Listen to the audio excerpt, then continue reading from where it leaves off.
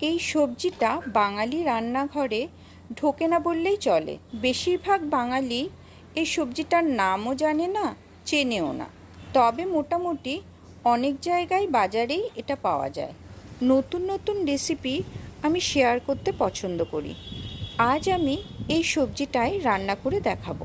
প্রথমে সবজিটার পাতলা করে খোসা ছাড়িয়ে নিতে হবে, তবে না ছাড়ালেও হবে, কিন্তু আমি এখানে পাতলা করে ছাড়িয়ে নিয়েছি। কেটে নিয়ে ধুয়ে নিয়েছি। একইভাবে আলুও ডুমো ডুমো করে কেটে ধুয়ে নিয়েছি।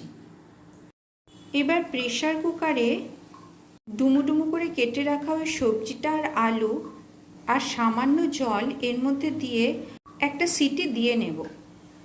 এই যে প্রেসার দেওয়ার পর প্রেসার কুকার থেকে বের করে নিয়েছি। একটা সিটি দেওয়াতে সেদ্ধ হয়ে গেছে, কিন্তু কোনোটাই গলবে না।